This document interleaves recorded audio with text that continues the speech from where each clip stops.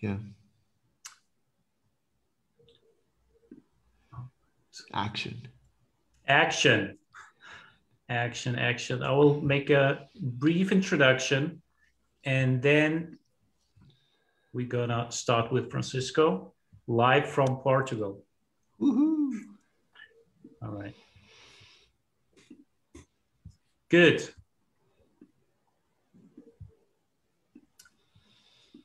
Hallo zusammen, guten Abend. Der GründerVirus Hangout startet jetzt oder ist schon bereits gestartet. Ich bin Serghei, euer Host, und heute haben wir Francisco live aus Portugal, der mit uns über Startup Community sprechen wird. Eine Minute vorher bitte Aufmerksamkeit, was der GründerVirus macht. Wir verbreiten Ideen, Vielfalt und wachsen. GründerVirus ist eine Startup Community von Foundern für Founder oder für die, die es werden wollen oder die Ideen und Neugier in Startups oder grundsätzlich in etwas manifestieren wollen. Was wir tun, 3 Buzzwords, die sich auf Deutsch sehr gut reimen: inspirieren, aktivieren, iterieren. Wir laden Gäste ein, um euch zu inspirieren. Wir aktivieren die Ideen und geben euch Tipps. Und wenn ihr mit uns iterieren wollt an eurem Produkt, an euren Ideen, bitte melden und wir machen alles möglich, was wir möglich machen können. Wir sind ein Team, ihr wollt dabei sein, ihr wollt mit unterstützen. Kein Problem, wir sind offen, einfach dazu stoßen. Auf Facebook, LinkedIn, was haben wir noch? E-Mails, Eventbrite, Meetup, ungeniert, Nachricht schreiben und seid dabei. Alright, das ist zum GründerVirus. Now we're switching to English. Francisco, you can speak German. Ich habe ein bisschen verstanden. Is it correct? Okay. Good. Perfect. All right. So the idea of this meetup was to invite Francisco, who is very experienced in community building. I think we have 2 themes in this meetup. We have on the one side is startup community theme, but on the other side, we're also involved is building communities for startups, or that startups should build communities around their mission. Yeah. So let's start with the first part, then we switch to the second. But first of all, Francisco, who are you? Were you born? How you came up? What was your journey? Why are you building communities? Why are you passionate about it? Okay, so first of all, Serghei, thank you. Vielen Dank for the invitation. I'm really excited because this is the first time, well, actually, second time that I have the chance to talk about a topic that I'm passionate more and more, which is community building, of course, focused more on startups. So a little bit about my journey. So just like you said, I'm from Portugal. I'm like really proud to be Portugal. I'm Portuguese. I really love my country. So my hometown is Coimbra, and I've already been to Germany. Actually, Germany's my favorite country in Europe after Portugal. So that's why I speak a little bit German. I've already worked for some months there. And like my journey as a community builder started in 2016 when I was the chapter director here in my hometown of Startup Grind. So the biggest startup grinds in the world, the biggest startup community in the world, which is also a community from father to father, powered by Google for entrepreneurs. And 2 years ago, I decided to start the Portuguese travel tech community in Portugal. We have already more or less 70 members. And I think that since last year that I just got to know more and more about the community building as a strategy. And let me tell you, boys and girls, community management will be like the option A in what regards growth strategy. A for startups, but also for companies as a strategy to be closer to their members.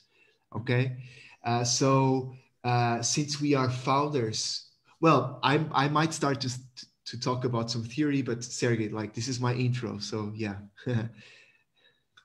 All right. So you've been involved in different roles, building communities. So what are the key learnings for you? I mean, what matters most for a community? Like maybe 1, 2, 3 points.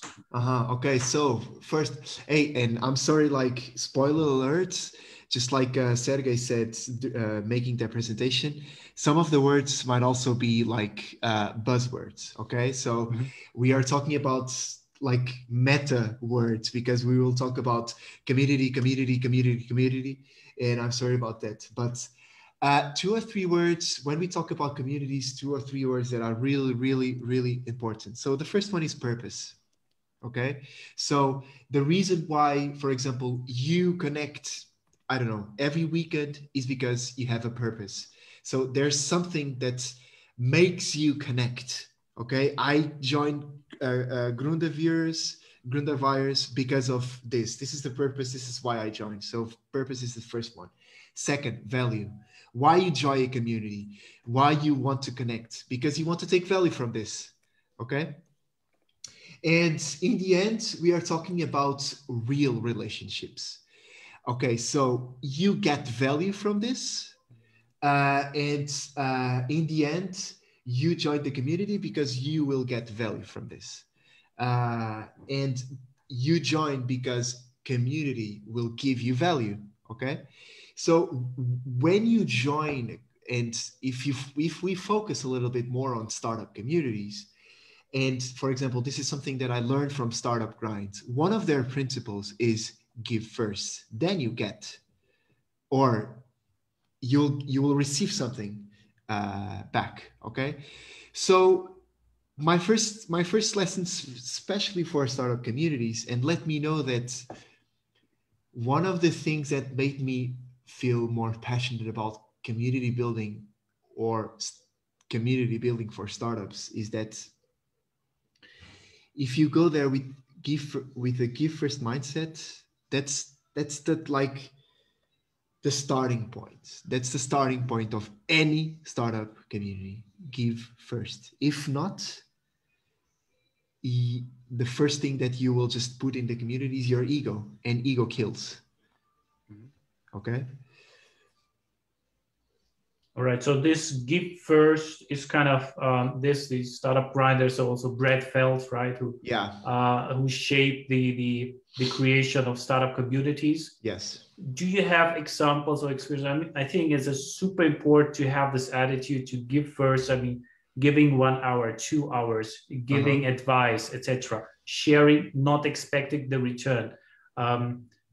Like maybe there are stories that, or one particular story that you could tell that would inspire people to give more than to expect. Of course. Hey, Serghei, like when I say give first is like, for me, it's very simple. Like as a founder, my idea, like it may be the worst idea, but for me is the best idea.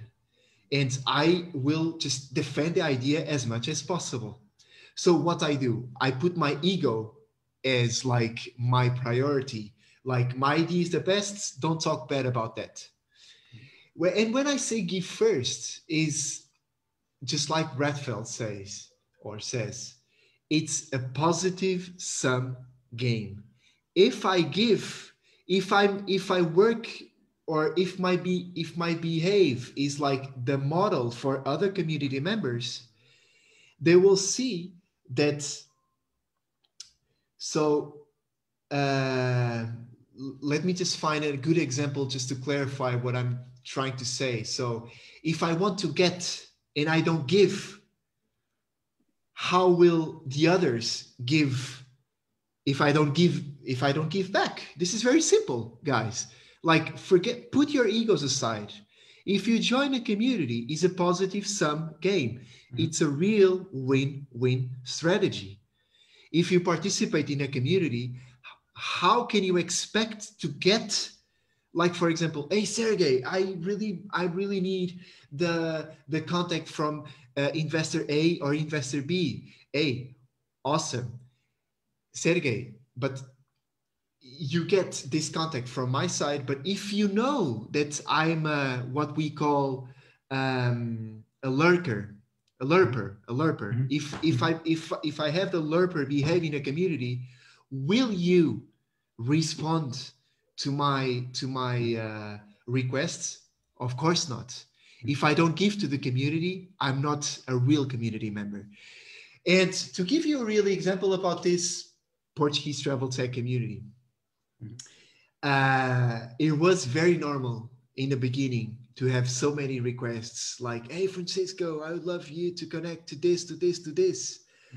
But then some members, when we had events, when someone on Slack asked, hey, does anyone know someone from this company or this company or this company? That person would be the last to not give an answer, like zero feedback. And for example, here in Lisbon, I know that some incubators complain about founders when they come to the incubator to knock, knock, knock, hey, I need your help. But then for example, some acceleration programs, when we need founders to give their personal experience to someone who is starting an idea, hey, I would like to have you on board to be a mentor, to be a speaker on this event A or B. Would you like to come in and share your experience? And the answer that you get is crickets. Agree. So that's why the positive sum game, the win-win strategy for everyone, and the give first mentality is crucial for a good and healthy startup community. Yeah. Thanks for your openness. Like, I think there are many aspects, like building trust, building relationship. It's not a one-way road. Yeah. Like, it's an exchange, and a community is the more trust is in the community, there's the idea that information is flowing much more rapidly, much more efficiently. Like, I'm more willing to share my experience or connect someone to someone else. And like this giving first, it's kind of showing the trust. Exactly. And then you have the giving back, right? It's also this give back when you have achieved something, you share your experience. Yeah. If I may, Serghei, even like, let's put a little bit for 15 seconds startup community, and let's talk about community building as a whole. You as a community manager, or if you founders are trying to build a community for your startup, which is very, very difficult in the beginning, you must be like the leader. You need to show the way. So you need to show how you want your members to behave. So if you want them to share content, you need to share content. So this is the way you must do things. That's the same as the startup community manager. So again, Portuguese travel tech community, I was alone working on that project, working on that community in the beginning. And I was the one doing all the designs, all the events, all the copy, all the from A to Z. And you need to show the way you want your members to behave. How large is this community now? Travel tech? Just like I said, we started with, 14. And at this moment we are 73 members. Yeah. But still. And you know this, quantity doesn't, it's the quality. It's good to have quantity, but it's the quality. I prefer, and for someone, and this is a good advice for someone who is starting to build communities, I prefer to do it like in cohorts. Imagine, let's start with 5. Let's test. And like, only when you feel that the members are involved and participate, okay, let's open the door for like 15 more. Test. Because you know something that when you start a community, like normally people do, Hey, I have a community, open doors, 50 startups. How many participate? 3. That means that you don't have an healthy community. It takes time. It's super tough job to build, and it's much tougher like to maintain this momentum. Yeah, for sure. But like there's one idea while you're talking, then we switch to why startups need communities and talk about your recent work.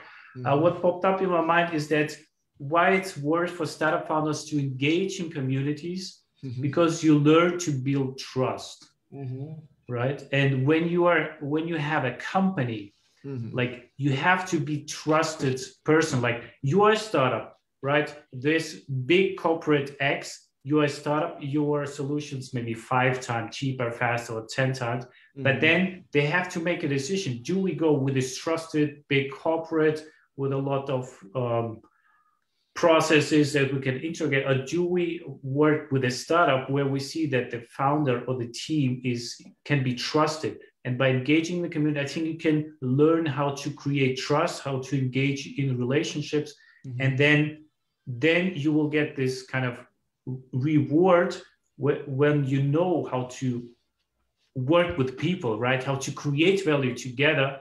It's also kind of a benefit for a business. What's your thought on that?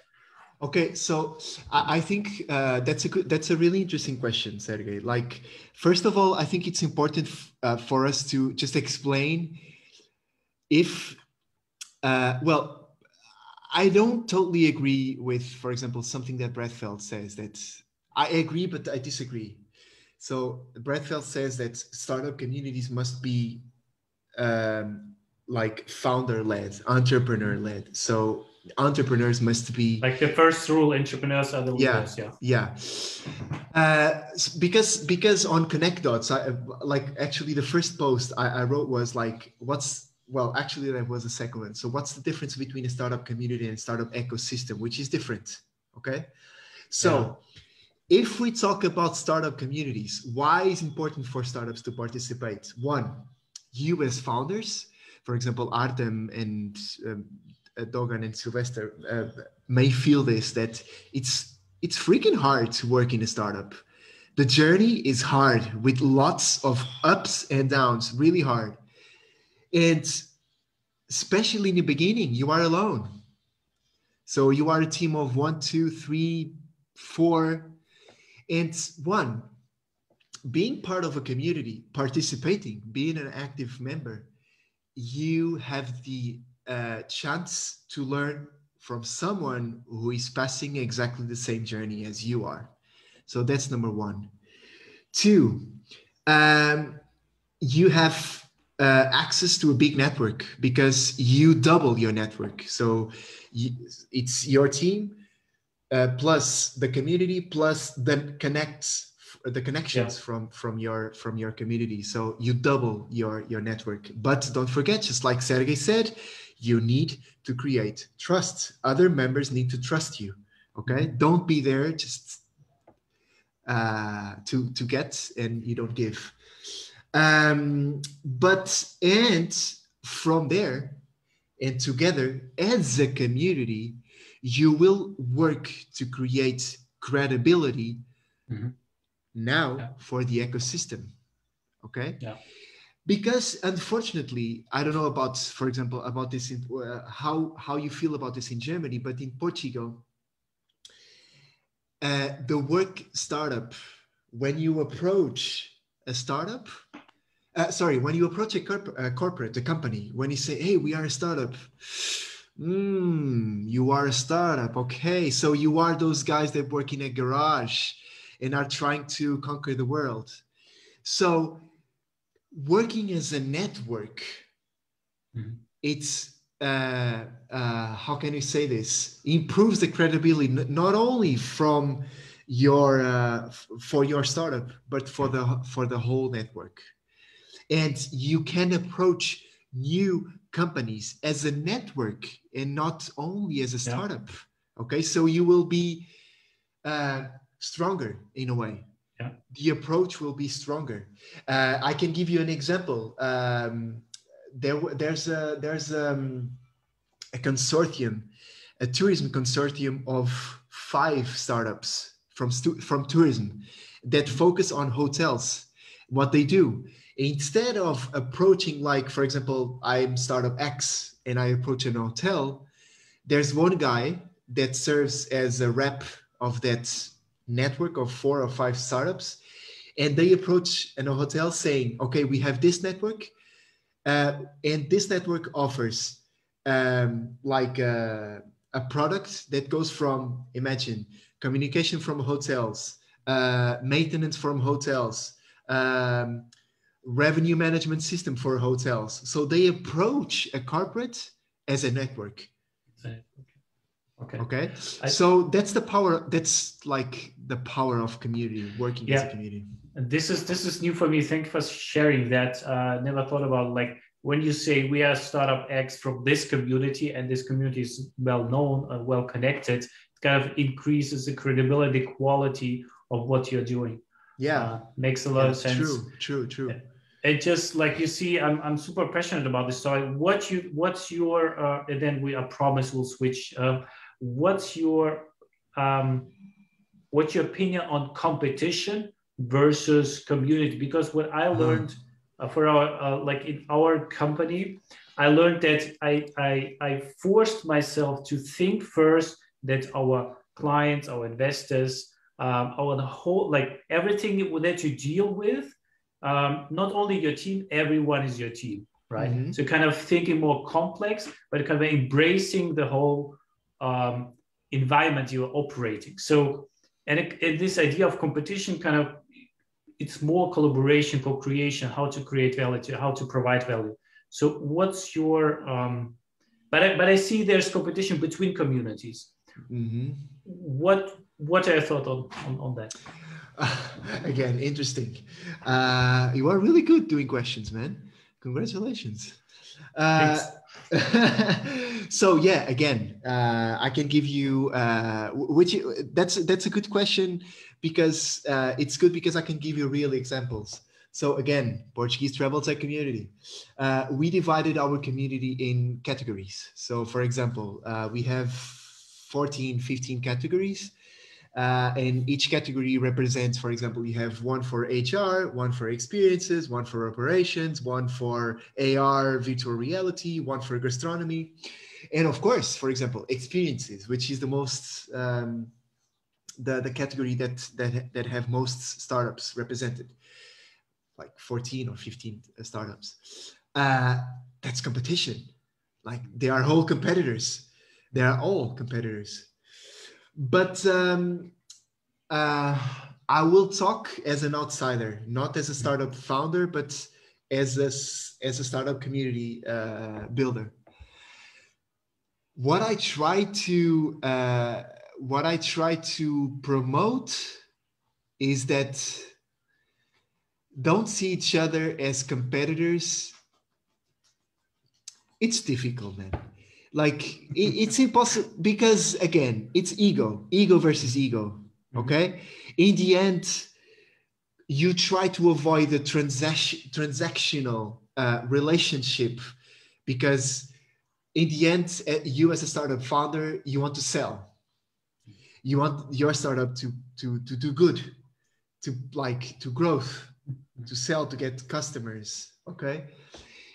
That's a good question, because it's difficult. You might promote, okay, so change experience, try to change clients. But if somehow it looks like there's no answer for that, in the end, it depends on the maturity level of startups. Yeah. You can somehow promote and community works well when, for example, you have a growth level startup working with an early stage startup. So somehow they can exchange knowledge. But in the end, I will give you an example of how we work. So what we do is we have what we call circles. Circles is like you have a growth level circle, a mid-level circle, and an early stage circle. What we do is like mid-level connect with early stage, growth level connect with early stage, and they connect with each other on the various levels.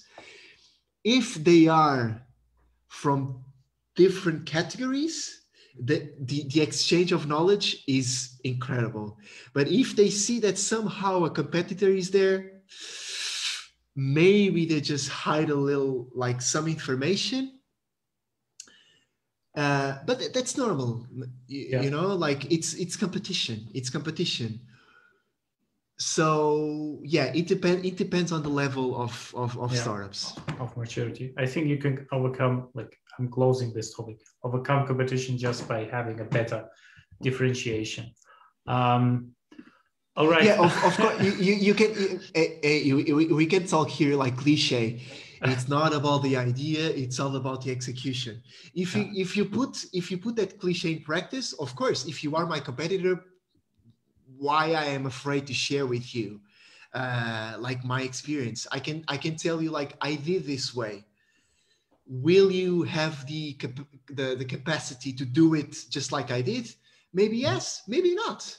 I don't know. Yeah, it's still a game.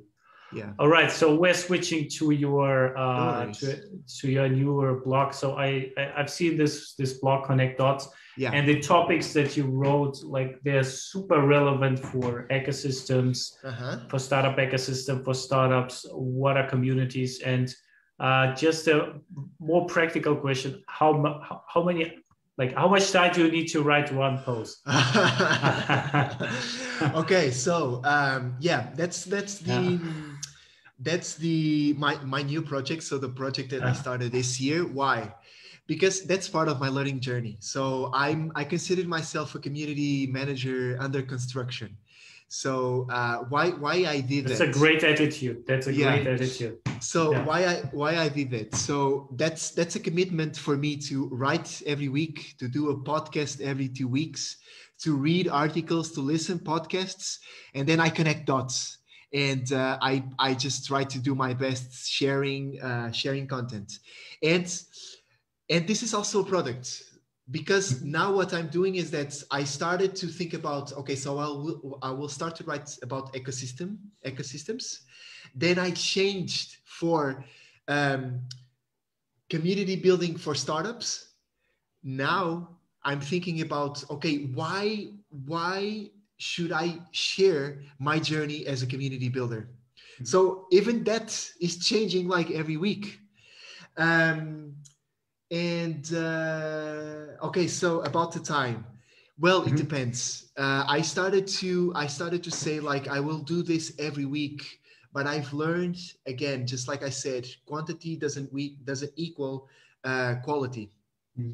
So that's why I decided to write an article every 2 weeks and a podcast every week. So every 2 weeks. So I have article, podcast, article, podcast, article, podcasts. So it depends on my inspiration and it depends on the topic. For example, the last topic last week was what it takes to be a community manager. That was like very easy for me, and it took like 3 hours to write, 2 hours, 3 hours to write. But and for someone, and if you guys like, boys and girls like to write, I suggest you to visit a YouTube channel from David Perel. He's an incredible guy that has many workshops about how to find your niche, how to write, and especially focus on writing. David Perel David Perel.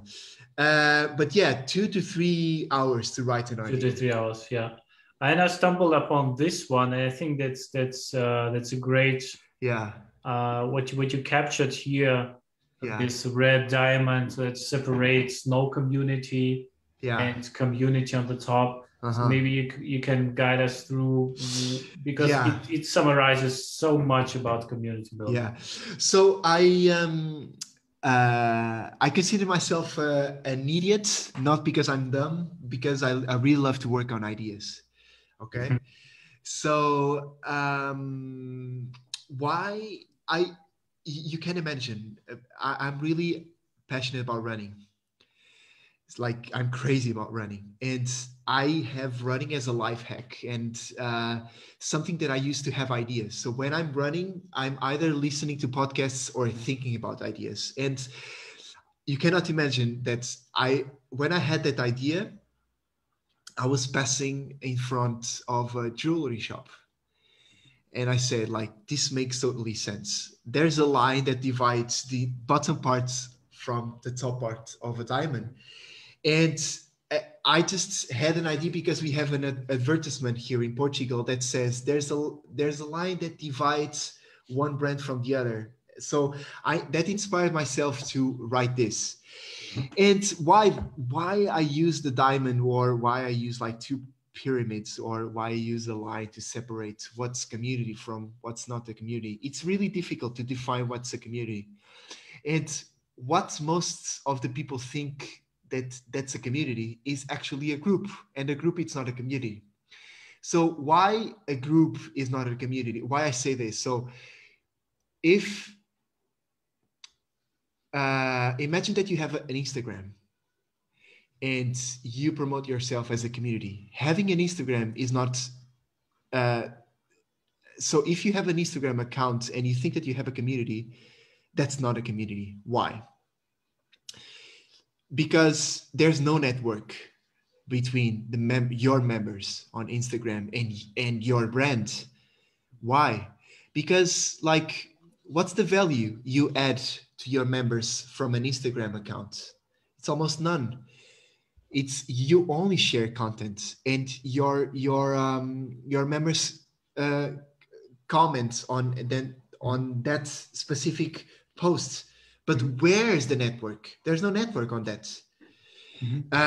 There's no meaningful interactions. There's no engagement. Members don't engage with each other. And one thing that I really like, that's something that really separates community from groups. You build a community with people, not for people. That's a fine line. That's if you build something with people, that's a community. If it's for people, that's not a community. Again, for example, who knows Strava, the running, cycling platform? They promote themselves as a community. But in the end, the community the platform doesn't allow, for example, interactions.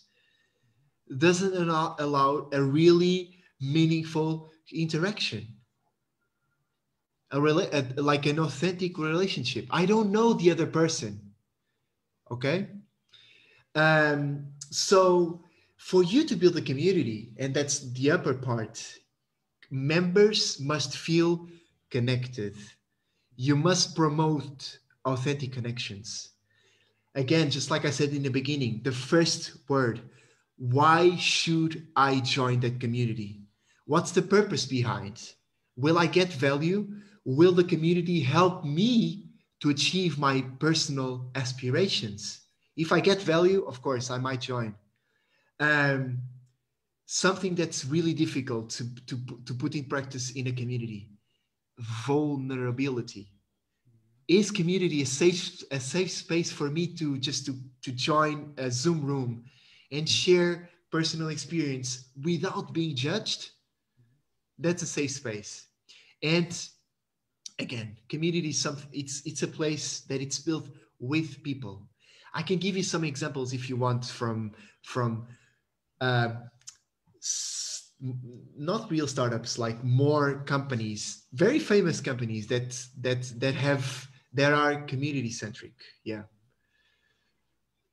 Let's go through it examples, but for example, Airbnb. Yeah. We all like Airbnb is very, very strong on community. They have they have a really cool community strategy. For example, they organize a summit with hosts in order to listen to them to improve the platform. For example, these are more for women. For example, Sephora, like the beauty brand, or for example, Glossier, also beauty. Salesforce, the CRM. Okay, so CRM, Salesforce is maybe one of the most well-known, most famous community-centric company.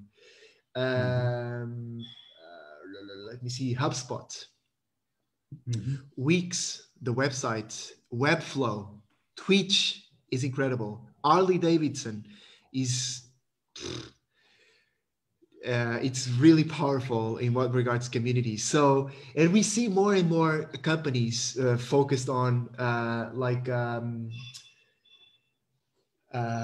on building community, and people are saying that, and I really believe on that. Like we are through the community-driven companies and startups era, for sure. That's very interesting. So the message would be like startups, depending on the product, depending what it's solving, like they should at least consider, like, should we create a community? Yeah. Well, yes, because of course, community is not for every product, every service, every software, and so on and so on. But it makes sense for most of the companies. Why?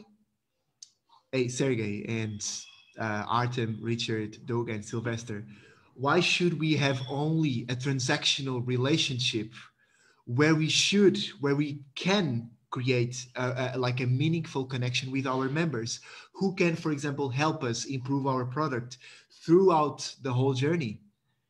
Why not? Yeah.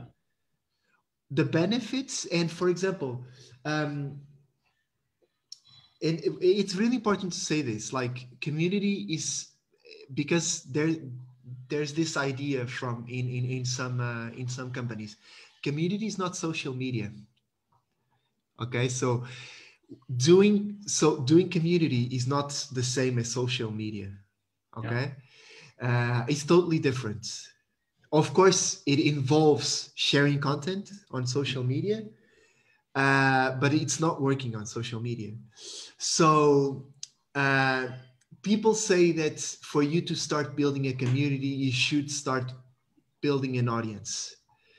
So imagine that you have a group.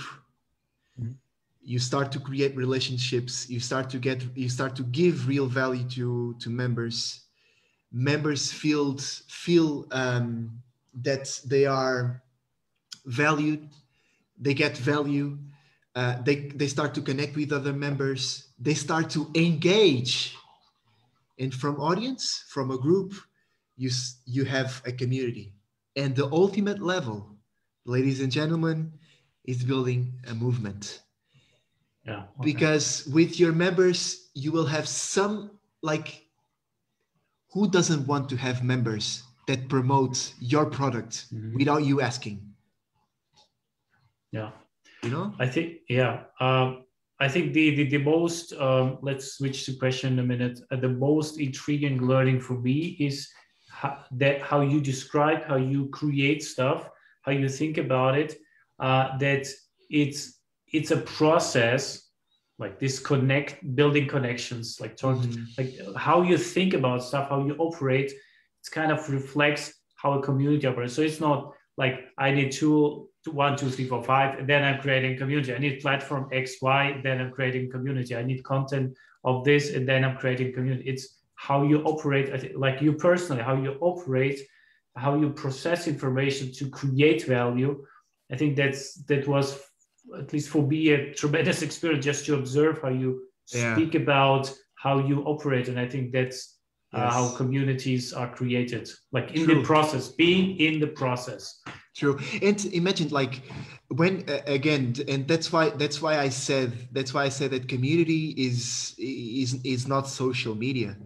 Like, one of the things that's really difficult when you think about, for example, you showing the value of community to, for example, to a company. Why, for example, a company should invest in a community. I can give you like 6 or 7 keywords. Innovation. And by the way, that's actually on the posts that you were sharing, like innovation. So community as a tool for you getting feedback, even negative feedback. Yeah. Even negative feedback for you is powerful for a company. 2, talent, because community is not only for external members, it's also for your team. Community as a tool for engagement, community as an incredible tool for support, and for example, marketing. But when I say marketing, if you think that if you want to use community to sell more, forget it. Don't use it. Don't do it, please. Because you selling more, it's a result of an healthy community. Using community to sell, don't put it as a priority. Don't do it. Okay? It's a short-term trick, and people don't like tricks on the long term. You will lose maybe trust very quickly. For sure. All right. So, right. Thanks, Francisco, for the conversation. I'm just opening the round. Please, everyone, just unmute yourself, ask a question if you have one. Yeah, please. Yeah, John is smiling. He has tons of questions. Share one question with us. I really have a question. I just wanted to give you some feedback, more or less, because I mostly agree with what you said. I learned a little bit about community management in university, but not in a startup context, but in customer relationship context. And I recalled many things as you were talking about it. In Germany, I guess it's a good example for a customer community is Bosch, actually, because Bosch is. Do you know Bosch? Yeah, Bosch. Yeah, like the construction tools thing, right? Yeah, electricity. Yeah. Yeah, and they have a great platform to interact with their customers. It's their own community. It's not really connected with marketing and sales, but it's just people who love the brand, talking about the brand, and that's actually best marketing you can get internally. So like intern sales, of course, because they're so loyal to the brand. And that's something I didn't know before. So Bosch, Bosch as construction thing, or washing machines and stuff. And they have such a great and, as you said, healthy community, because they help each other, and they have so many community managers to retain that healthy relationship between the brand and the customers. And I understand that these values you mentioned earlier are specifically important for a startup context, because I don't work in a startup, but I'm very interested in the whole startup community and scene thing. And what I always imagine is that it's pretty hard to work with someone you don't trust with, because I have some friends who are really engaged in founding themselves, and they are very passionate about it. And that's a very important thing, because I don't really want to work for someone who isn't passionate or hasn't a clear vision of where he wants to be in the next 5 years. Yeah, true. And let me and thank you for the feedback. Hey, just to think like how simple. Well, it's not how simple, but the biggest, like one of the really good differences that I see from, for example, from traditional marketing to, for example, community strategy is like you have the funnel, you know, like the normal funnel just like goes from here to here. And the community is totally the opposite. You start small, and with engagement, with authentic connections, with with you giving value to members, it goes like this. Why? That's why the red diamonds, right? Yeah, exactly. Well, that's a good perspective. That's a good perspective. It makes sense. It makes sense, you know, because just like you said, your members will serve as your ambassadors, and you will get more members, more sales, more retention, more engagement, less costs. Okay. Like you improve and increase the lifetime value of your customer, so many benefits. Yeah. All right. Good. Just to, we have 5 minutes left. I have one, not question, but what, like, if you could give an advice, if you could give an advice to startup companies or startup ecosystems, like how to approach community building, like from your experience, like how to think about it. So to make a decision, should I create a community? I think everyone should create communities, but how to think about it, like how to feel about it, and not just have to X, Y, Z, and then things are working, because for communities, it's not working this way.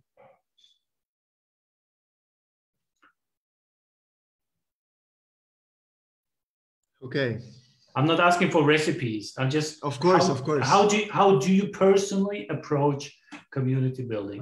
Okay, so that's a good question. And by the way, there's no recipe for to create a successful community. Unfortunately, there is like no one size fits all. So the strategy that results in one company might not result in yours. So that's true. There's no recipe. So I would say that, and again, as part of my learning journey as a community manager under construction, what I'm doing, in addition to connect dots, and I'm trying to build my own community. So let's learn by doing. Yeah. And the first steps that I took, so the first one was, why should I build a community? Then for whom I will build a community. So if you know, of course, and let's talk startup terms. So if you have your persona and if you have your purpose, talk with people, talk with your persona, and understand if they would love to be part of a community. What's the value that they seek? What's their purpose? Personal purpose, not community, personal purpose. What's their ambition? How could a project like this could work? If you have enough feedback to tell you, okay, I have green light to build a community, you should do it. Where, my friends, don't lose time looking to the best tool to manage your community. Forget about that. That's the less important topic. The tool, like, should I use Facebook? Should I use Slack? Should I use Circle? Should I use X and Y? That's the less important. Why? You think about what's the best tool. Well, taking into account the value, the purpose of the community, what's the best tool? You should think the opposite way. You should have always the values, the mission, the purpose as your priority, like starting point. So for example, content. That's the thing that I'm thinking right now. What content should I put in practice? Will I plan a Zoom meeting? Will I plan a pitch competition? Will I plan, I don't know, a virtual tour to a startup? Why should I decide by myself when I have a community to help me to decide what should I do? So again, should I build a community? What's the purpose? For who will I build a community with? Don't forget, build a community with people, not for people. And then set your values, prepare the content, always focus on the value that you want to give to your members, because in the end, like don't produce shoes just because you need someone to use those shoes. And why I think that community is very it has lots of potential, because one of the reasons why startups fail is not because of the product, is because they don't have customers. Exactly. Yeah. All right. We have one question here. Let's go. Artyom, you have one question. Yeah. So my question would be, for communities, if you think about purpose and value, how important is it to differentiate yourself from other communities, or is this important at all? Personally, that's a tough one. Yeah, that's a tough one. Yeah, but I love that question.